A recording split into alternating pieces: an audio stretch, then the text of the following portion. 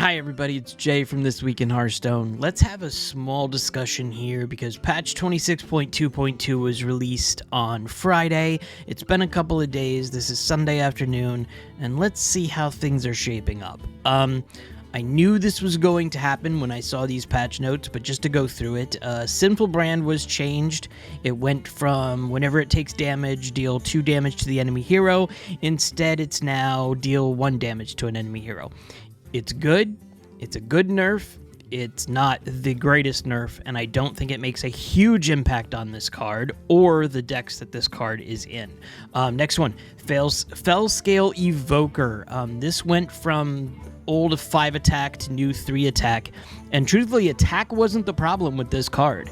This card had an issue with it's very easy to get Outcast, or it's very easy to get Demon Hunter spells out. They're super cheap, and you're able to sit there and pull this combo out super fast. So I don't think this one did any type of change to the meta. Next one here, Predation. It went from deal 3 damage to deal 2 damage. I don't see this being a huge impactful change whatsoever. The next one, Battlefield Necromancer, it went from 3 health to 2 health. I don't think the health is where it was at. I think the piece was it's super low cost, and you're able to raise a taunt minion if you have corpses. It's not that huge of an impact there. Blightfang went from 3 mana to 4 mana. This is not terrible. This does make a one step away from where you can actually put this out. I don't think it's a huge change. It's weakened, but not huge amount of weakened. High Cult Basalef, yes, I'm saying that right.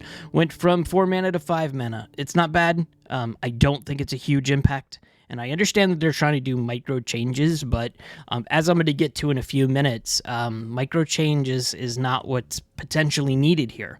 Anubrakan went from gain 8 armor to gain 5 armor. It's a change. I don't think it's going to be a significant, huge change, but you also don't see a lot, at least from bronze through gold. You do not see a lot of druid decks playing this card. I haven't seen a lot of them, me personally. So this one's okay. Let's go through a little bit more. This one right here, Scribbling Stenographer, went from 6 mana to 7 mana, and this made absolutely 0 change whatsoever. 1 mana difference does nothing with the amount of card draw, with the amount of cheating of cards that Rogue can do. This just doesn't do anything. You could have made this 9 mana, and I don't think it would have done anything. So this is just a waste, in my opinion. This is adjusted to be more powerful, so there's some buffs here. Symphony of Sins went from 6 mana to 5 mana. I've heard a couple of individuals on Twitter saying this was a good change.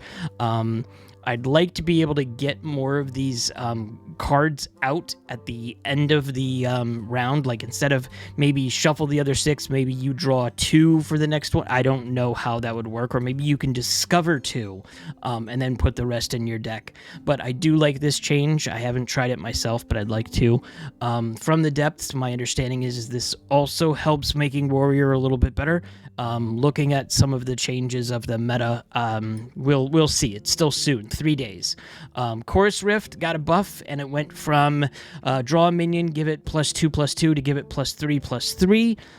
I think between that and I believe From the Depths, I think that we'll see a little bit more Warrior play, and I have seen it. Demolition Renovator just has now tradable on it with the battle cry of destroy an enemy location. Their reasoning for this was, my understanding from what I read was, it just wasn't seeing enough play.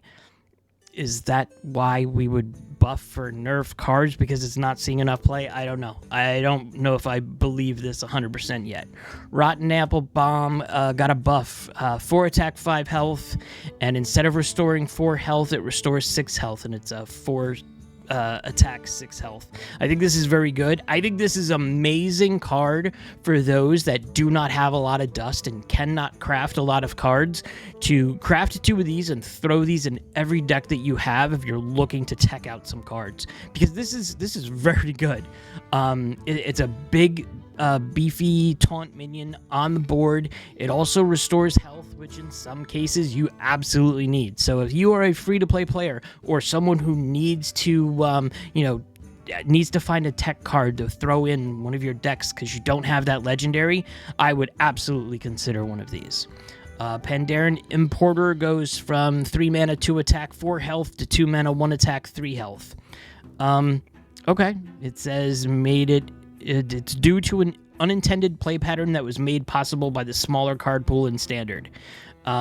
I don't see this being huge significance. So anyway, that's the buffs, and what I saw here, and I mentioned it on Twitter this week, was, hey, where is the changes to Paladin? Because if we're making these changes to Demon Hunter, and if we're making these changes to Priest, and we're making these changes to Death Knight, we haven't touched Paladin. And if you look at some of these statistics right now, Paladin has been number 1 on the win rates for days, maybe even 2 weeks. It's been a significant amount, and all we're doing there is maybe just lowering the win rates of Death Knight, Priest, and Demon Hunter a little bit more. But with Paladin not being changed at all, I think we're going to see more and more Paladins on the meta while you're climbing the ladder, especially since these are not crazy expensive decks. So if we look through and we look at all the Paladin decks through Donkey, we'll see that we can get one of these 65, 60 dust, 61, 80 dust, 56, 80 dust. So for a small amount of dust, much less than what you're seeing with Hunters and some of the other classes out there, for a small amount, you're going to get some good win rates. I mean, look at this. 5680, and it's 5,680 dust, and it's got a 56.3% win rate. That's huge. That's very good. We've already talked about playing Pure Paladin before. It's a pretty easy, simple deck to pilot.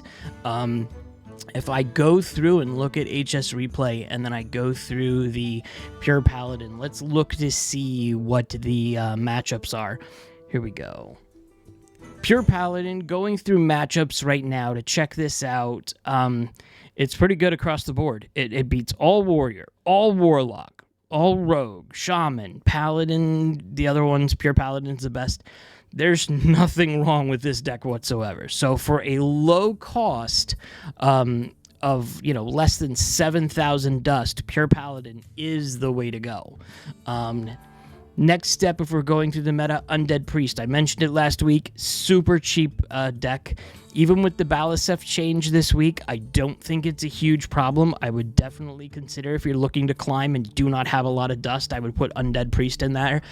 Totem Shaman's up there. Mech Paladin. I mean, Mech Paladin, we see it go up and down, just depending on the month or what have you. And then Face Hunter's getting up there. The only reason I'm not jumping the gun on Face Hunter right now is because of how expensive these decks are. When I go through and I'm looking at Hunter, and there's not going to be a lot in there. The minimum amount is 8,940 dust. To me, I'm trying to find things as low as possible for you guys, and I don't want to sit there and throw something out. I mean, this one right here is 14,000 dust. That's huge. Wait, 1, 2, 3, 4, 5, 6, 7, 8, 9, 10. There's 10 legendaries in this deck. So, I don't know, your mileage may vary. I don't know if you have the ability to spend that much, but it's an option here. It is also pretty high up on the meta. So another thing I wanted to do, I mentioned this in my weekly recap video, that Astalor was very significant. It's in the percentage of decks all across the board. It still is, but there's a couple other options out there, and I just wanted to throw these out. So I looked at the past couple of days. I went through Bronze through Gold, and I looked at percentage of what the card is in these decks. Astalor is number 1, but number 2 right next to it is School Teacher, which is the add 1/1 Naggling to your hand, and then you could discover a spell with that Naggling. That costs 3 or less. It's a good card. It's a very well-rounded card. You have a lot of options there. And the next thing is Nerubian Vizier. I would throw this in the deck, especially with it being a common card, so it's super easy to craft. I would definitely try to put that in too. Amalgam of the Deep, if you have any tribe synergy, throw this in there. You have to have one. If you've been playing for anything more than 6-8 months, you should have at least one of these. Throw these in those decks. And then, the normal that we've seen in the past couple of months. We've seen Foul Leg. We've seen ETC. ETC just gives you an opportunity to throw 3 cards in your deck that you didn't have room for before, and everybody got this card for free, so definitely throw that in if you need to. And then the Tour Guide, and then the Pozic. I mean, it's going into the expensive, hey, you need to get some legendaries type thing, but there's also a Banshee. Get a random friendly undead +2/+1. It's only a 9%. So anyway, we're going to stop going right there. Pay no attention to that last 60 seconds, but this is an idea of what you should be playing, what you should be dealing with, what you should be going around. It's a little bit of a rant. I think Paladin's going to be a problem in the next couple of weeks. I think that Undead Priest is still going to be a problem. I don't think there's been any significant changes with the nerfs to be anything problematic. That we're just going to keep on seeing it. It's not going to change the meta too much. And then if I look here, and I wanted to bring this up, so if I look at the classes right now, bronze through gold in the past couple of days, Warrior's got 53% is Enraged Warriors, back up there. Menagerie Warrior, 52.9%. So I'm hoping that these changes did a good job for Warrior and at least moved it up a little bit, just to test something. Let me see how it looks in Legend. Yeah, it's still there. Enraged Warrior, Menagerie Warrior. So Warrior's coming back. Do I think it's the best deck to be playing? No, absolutely not. But it's something that maybe it'll cause those people that have been saying, hey, Warrior's been trash for a year. I think maybe that's gone. Maybe it's going to go away soon. We'll see. But all in all, again, as I've said before, if we're looking at bronze through gold and we're looking at the past couple of days, every single class has at least one deck that you can play that's above 50% win rates. Your goal is to use hsreplay.net, which I would definitely tell you all to spend the money on the premium so you can get this advanced data, and then donkey.top to see how these decks are doing. I would be looking at these all the time because you're looking for something that's super cheap. You're looking for possibilities of win rates, and with these two websites, you'll be able to, craft a halfway decent deck that'll at least get you some wins that you need and move you up on the ladder. And yeah, that's it. I've ranted enough. I appreciate this.